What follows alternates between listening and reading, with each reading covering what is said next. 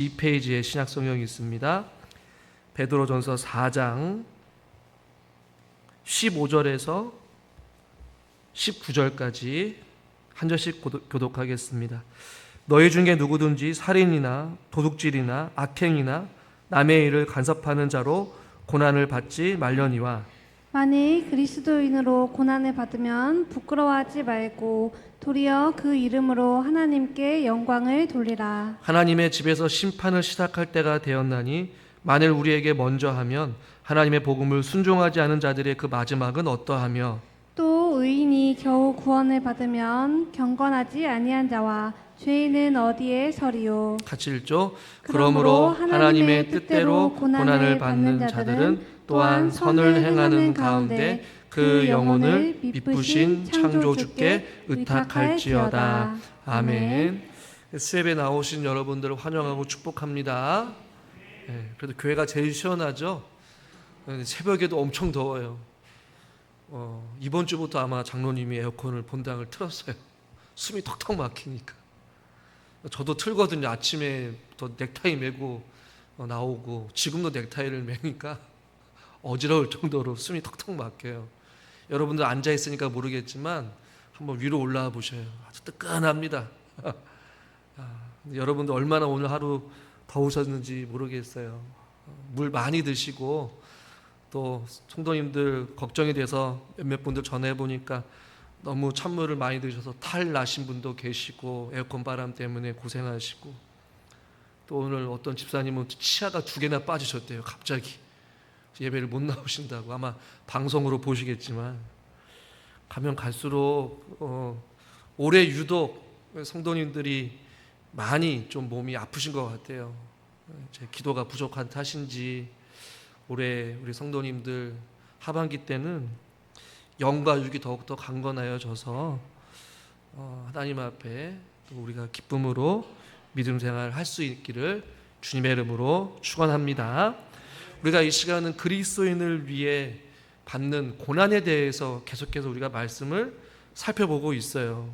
그리고 베드로전서 2장 20절에 보니까 죄가 있어 매를 맞고 참으면 무슨 칭찬이 있으리요. 너희들이 잘못을 하고 너희들의 불순종으로 인하여서 고난이 있고 그 고난을 참으면 무슨 칭찬이 있겠느냐. 마땅히 너희가 불순종으로 인해 부주의로 인해 잘못으로 인해 당하는 그 결과로 인한 고통과 고난을 받았을 때 그것을 참고 인내하면 무슨 칭찬이 있겠냐는 것이죠. 잘못된 삶, 또 불순종의 삶, 게으른 삶, 부주의한 삶을 통해 받는 그 고난은 어떤 칭찬받을 만한 이유가 없다라는 것, 당연한 결과라는 것이죠. 오늘 본문에서도 15절부터 너희 중에 누구든지 살인, 도둑질, 악행, 남의 일을 간섭하는 자로 고난을 받지 말라. 여러 가지 우리가 고난을 받는 이유가 있는데 그 가운데 왜 이 4가지를 베드로가 언급을 했는지는 정확하게 알 수는 없습니다. 그러나 분명한 것은 이 4가지를 우리는 생각해 봐야 돼요. 먼저 누구든지 살인하는 것, 살인 때문에 받지 말라라는 것이에요.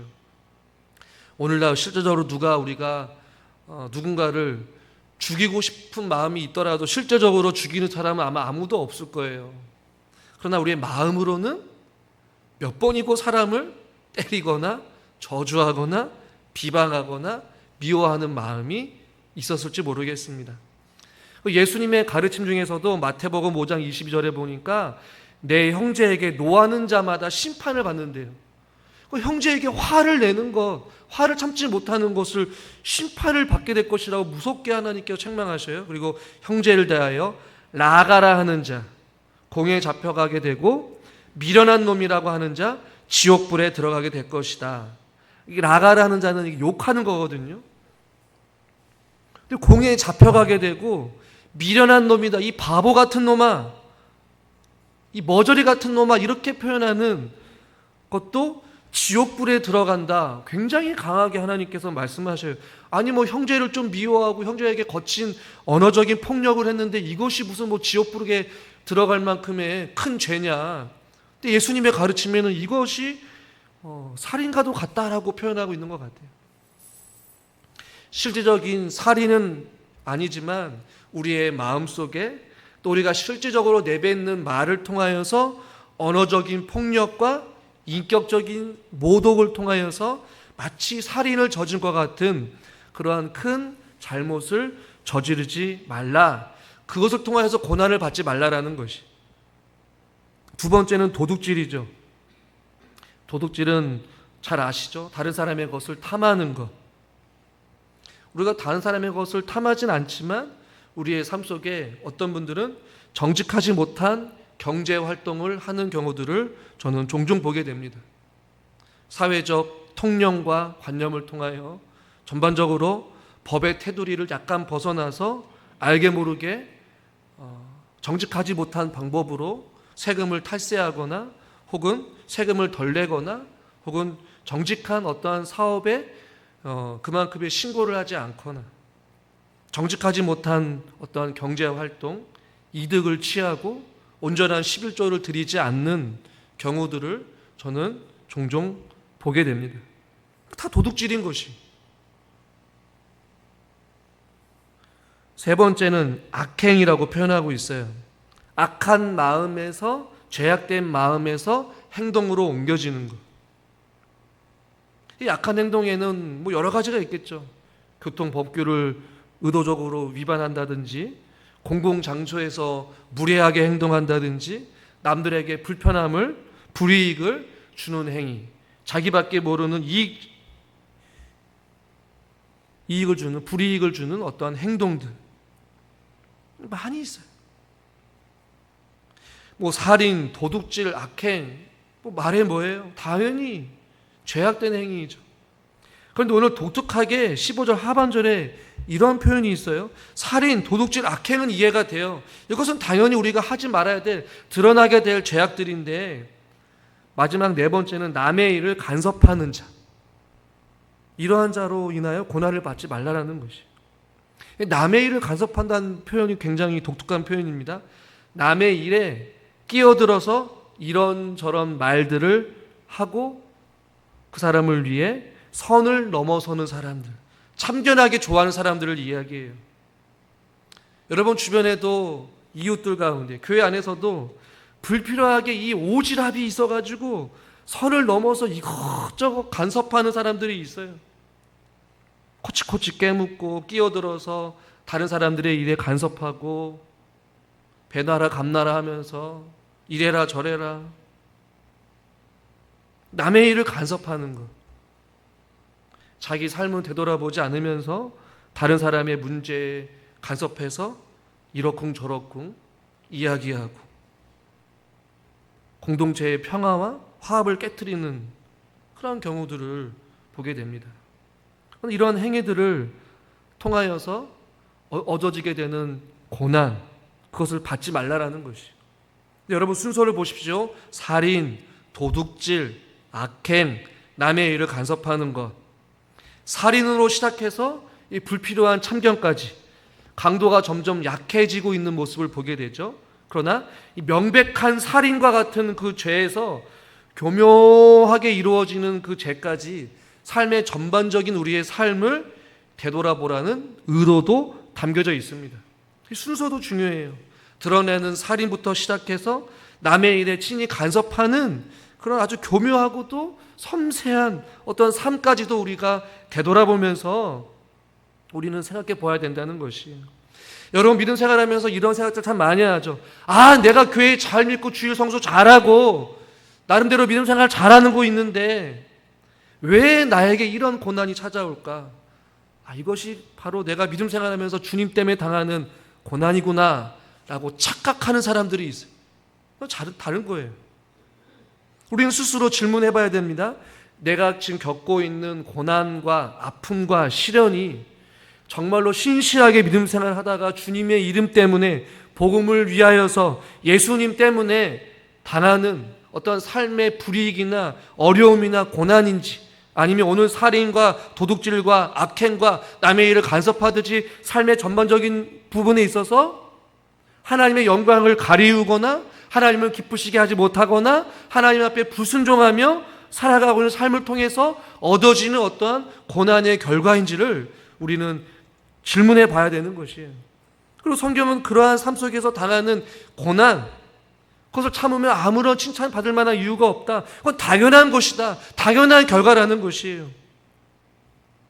부도덕하게, 진실되지 않게, 성실하지 않게, 남의 일에 간섭하면서 자신을 되돌아보지 않는 그러한 삶은 하나님 기뻐하지 않는다라는 것이.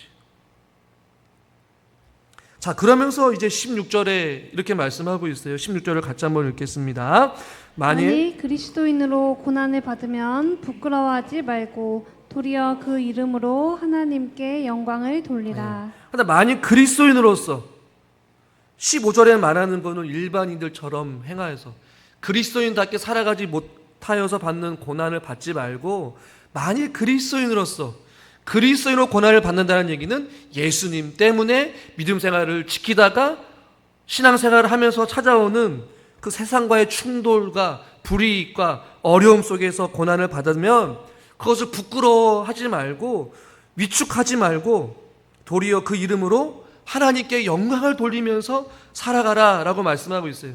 우리의 악행이나 불순종으로 인해 받는 고난과 아픔은 징계이겠지만 그리스도인으로서 예수님 때문에 고난을 받는다면 그것은 하나님께 영광을 돌리는 삶인 줄 믿으시길 바랍니다. 그것을 이야기하고 있는 거예요. 그러면서 오늘 본문의 저자는 17절부터 마지막 시대를 어떻게 살아야 될 것인지 또 권면하고 있어요. 17절과 18절 말씀을 같이 한번 읽겠습니다. 하나님의 집에서 심판을 할 때가 되었나니 만일 우리에게 먼저 하면 하나님의 복음을 순종하지 아니하는 자들의 그 마지막은 어떠하며 또 의인이 겨우 구원을 받으면 경건하지 아니한 자와 죄인은 어디에 서리요. 아멘. 여기 복음을 순종하지 아니한 자가 나오고 경건하지 아니한 자가 나옵니다. 그리고 의인이 나오고 있어요. 그리고 우리라는 사람이 나오고 있습니다. 하나님의 집에서 심판을 시작할 때 모든 사람들은 한 번 죽는 것은 정해져 있고 그 후에 심판이 있다라고 말씀하잖아요. 로마서 14장 10절에도 이렇게 말씀합니다. 같이 한번 읽어보겠습니다. 내가 어찌하여 내 형제를 비판하느냐? 어찌하여 내 형제를 업신 여기느냐? 우리가 다 하나님의 심판대 앞에 서리라. 아멘. 동일한 말이에요. 히브리서 말씀과 동일하죠. 오늘 여기서도 하나님의 심판을 이야기합니다. 모든 사람들은 다 하나님의 심판대에 서게 돼요. 그런데 오늘 성경에서 말하는 것은 만약 우리가 먼저 하나님을 믿는 우리들이 하나님 앞에 심판대에 섰을 때에 하나님 앞에 그 심판대에 서는 것 자체도 우리는 두려움을 찾아올 수도 있는데 하물며 하나님의 복음을 순종하지 않은 자들, 하나님을 모르는 자들, 악행하는 자들, 남의 일에 간섭하는 자들, 그들은 그 마지막 때 하나님 앞에 설 때에 얼마나 두렵겠느냐라는 것이에요. 또 보시오 18절 또 의인이 겨우 구원을 받으면 경건하지 아니한 자와 죄인은 어디에 서겠느냐. 여기서 겨우 구원을 받는다는 것은 하나님께서 우리를 겨우 구원시킨다는 것이 아니라 이 세상에 살아가면서 하나님 말씀에 순종하며 살아가는 그리스도인 의인들의 삶이 결코 쉽지 않다는 것이에요. 고난이 있고 인내가 있고 환난이 있어요. 어려움이 있어요. 핍박이 있어요. 그들도 겨우 주님 오실 그날까지 믿음으로 겨우 버티면서 인내하면서 살아가는데 하물며 경건하지 아니하는 자들과 죄인들은 하나님 앞에 어떻게 설 수 있겠느냐라는 것이. 그러니 의인으로서 하나님 말씀 복음에 순종하는 자로서 살아가라. 로마서 14장 12절 이러므로 우리 각 사람이 자기 일을 하나님께 짓고 하리라. 직접 고백해야 된다는 것이. 하나님 심판대 앞에 섰을 때 어떠한 삶을 살았는지, 어떠한 모습으로 살았는지, 얼만큼 하나님을 사랑했는지, 얼마나 하나님을 경외하며 살았는지를 하나님 앞에 우리가 자기 일을, 자기의 삶을 짓고 한다라고 말씀하고 있어요. 복음에 순종하는 자, 의인들 나오고 있어요. 그러나 반대로 복음에 순종하지 않은 자, 경건하지 않은 자, 죄인들 설 자리가 없다는 거예요. 그러니 오늘 본문의 19절의 결론으로 그러므로 우리 19절 말씀을 같이 한번 읽어보겠습니다. 그러므로 하나님의 뜻대로 고난을 받는 자들은 또한 선을 행하는 가운데 그 영혼을 미쁘신 창조주께 의탁할지어다. 아멘.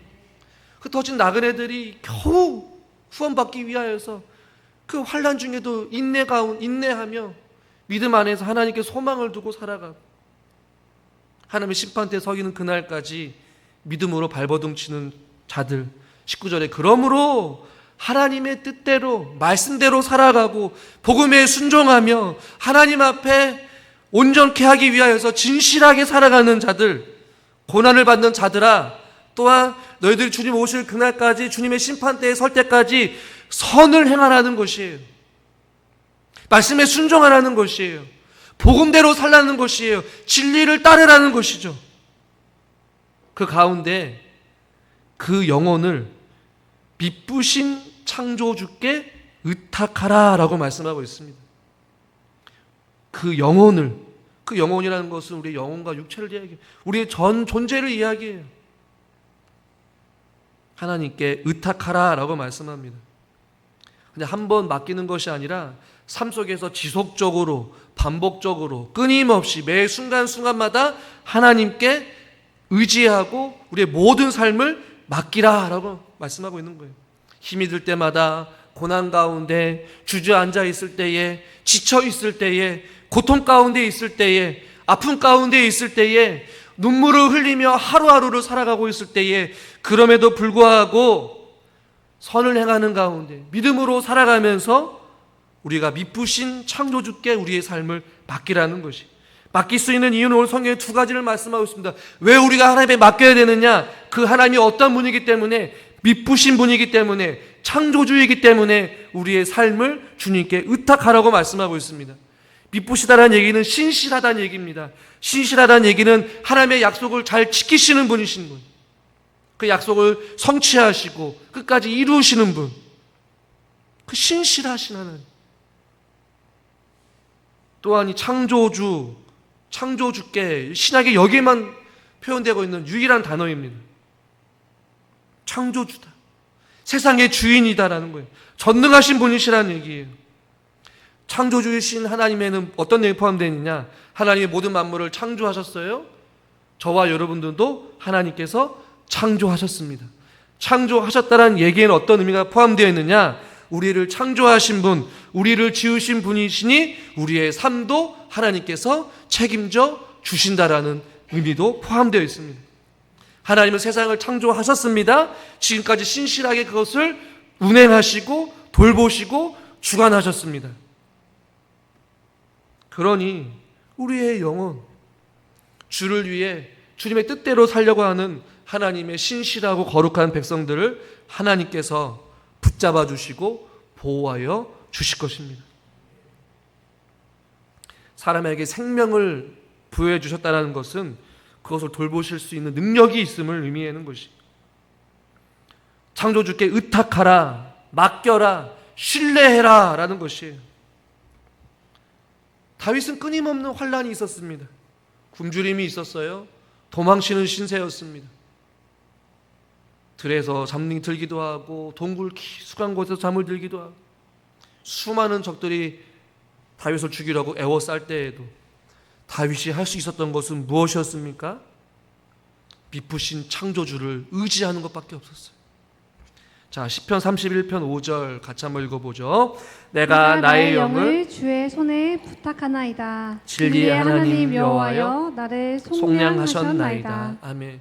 나를 속량하셨다는, 나를 구원하셨다라는 거예요. 수많은 적들로부터, 죽음으로부터, 두려움으로부터, 사망으로부터 나를 속량하셨다. 건져내어 주셨다. 진리의 하나님, 공의의 하나님, 정의의 하나님이 자기를 속량하셨다는 거예요. 주님 뜻대로 살려고 순종하며 살아갔던 다윗의 인생. 그래서 다윗은 나의 영을 주님의 손에 부탁합니다. 주님 뜻대로 하여 주시옵소서. 나는 살아도 주님의 것이요 죽어도 주님의 것입니다. 이러한 마음으로 우리 예수님의 마지막 모습도 어땠습니까? 누가복음 23장 46절 같이 한번 읽어보시죠. 예수께서 큰 소리로 불러 이르시되 아버지 내 영혼을 아버지 손에 부탁하나이다 하고 이 말씀을 하신 후 숨지시니라. 아멘. 예수님도 우리가 똑같은 육체의 모습으로 오셨어요. 말할 수 없는 십자가의 고통 가운데서 핏방울을 뚝뚝 떨어지시면서 한 호흡 하기가 힘들었지만 그 마지막 순간까지 그 죽음의 공포뿐만 아니라 죽음으로 인하여서 하나님과 관계가 끊어지는 그 공포, 말할 수 없는 그 공포 속에서 예수님께서도 아버지 내 영혼을 아버지 손에 부탁합니다. 아버지께 맡깁니다. 라는 거예요. 이것이 오늘 베드로가 말하고 있는 그 영혼을 미쁘신 창조주께 의탁하는 삶인 것이. 또 한 사람, 비슷한 사람이 있어요. 스데반. 돌에 맞아 죽음 직전에 사도행전 7장 59절 스데반이 부르짖어 이르되 주 예수여 내 영혼을 받으시옵소서. 내 영혼을 받아주시옵소서. 공통적으로 하나님을 신뢰하는 자들은 매 순간순간마다 고백하는 거예요. 고난 중에도 환난 가운데 어려운 가운데 주님 이 상황을 주님 앞에 내어 맡깁니다. 여러분 이 세상 그 어느 누구도 저와 여러분 각자의 인생을 책임져 주지 않습니다. 세상의 것들이 우리의 삶을 책임져 주지 않아요. 그렇다면 누가 우리의 인생을 책임져 주십니까? 누가 우리의 인생을 주관하십니까? 누가 우리에게 생명을 주십니까? 누가 우리에게 호흡하게 해주십니까? 하나님이신 거예요. 답을 못 하시네. 아이 목사님 돈이 우리 인생을 책임지죠. 아니에요. 오직 창조주이시고 미쁘신 우리 하나님이 저와 여러분의 삶을 책임져 주십니다. 영원히 우리와 함께 하셔요. 그러니 우리의 염려도 우리의 자녀도 우리의 직장도 우리의 사업장도 과감없이 주님 앞에 맡기는 거예요. 주님 뜻대로 해 주시옵소서. 막연하게 맡기는 것이 아니라 그 예수님의 고백과 같이 다윗의 고백과 같이 스데반의 고백과 같이 다 죽음의 공포 환난 앞에서 아버지 손에 내 영혼을 맡깁니다. 주여 내 영혼을 받아주시옵소서. 주님 나는 아무것도 할 수 없습니다. 오직 주님의 은혜로 살아가는 자입니다. 그러니 주여 이 어렵고 힘든 상황 속에서도 나는 주님만을 의지합니다. 주님만을 신뢰합니다. 주님은 한 번도 나를 버리지 않으셨고 한 번도 나를 내버려 두지 않으셨습니다. 그러니 주님 지금 이 순간에도 나와 함께 하심을 믿사오니 내 모든 것을 내어 맡기고 우리의 자녀도 맡깁니다. 우리의 직장, 우리의 건강, 우리의 삶 다 주님의 것이오니 주여 우리에게 은혜를 베풀어 주시고 불쌍히 여겨 주시옵소서. 우리가 오직 예수뿐인의 찬양을 했잖아요. 은혜 아니면 살아갈 수가 없기 때문에 나의 모든 것 다 주께만 저와 여러분의 고백이 될 수 있기를 주님의 이름으로 축원합니다. 마지막 시대를 살아가는 흩어져 있는 나그네들에게 베드로는 우리의 영혼을 미쁘신 창조주께 의탁하라, 맡겨라, 그를 신뢰하라 라고 말씀하고 있어요. 말뿐이 아니라 삶 속에서 이 믿음으로 선포하는 거예요. 나는 주님의 것입니다. 내 영혼을 주님께 맡깁니다. 할렐루야. 믿음으로 고백하며 모든 것 내려놓고 주님 앞에 주님을 의지하고 주님을 신뢰하며 믿음 안에서 살아가시는 저와 여러분 모두가 될 수 있기를 주님의 이름으로 축원합니다. 하나님 아버지, 저희들 세상 사람들과 동일한 삶을 통하여 애매하게 받는 불필요한 고난이 아니라 믿음 생활을 하면서 주님 때문에 또 믿음을 통하여서 세상과 충돌하면서 당하는 그 고난을 부끄러워하지 않게 해주시고 오히려 우리의 삶을 통하여 하나님께 영광을 돌리게 하여 주시옵소서. 우리의 삶이 하나님 주님 오실 그날까지 부끄럽지 않는 삶이 되기를 소망합니다. 하나님, 우리가 힘들고 지치고 어려울 때마다 창조주이시고 미쁘신 그 하나님 앞에 모든 것을 내어 맡기고 주님 한 분만 바라보며 살아갈 수 있는 저희들 되게 하여 주시옵소서.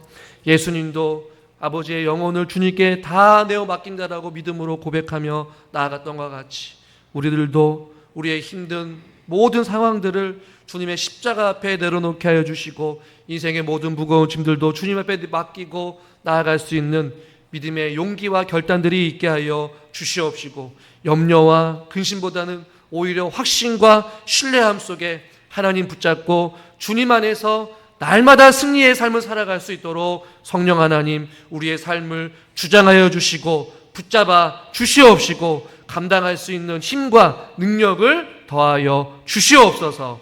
예수님의 이름으로 기도드리옵나이다. 아멘.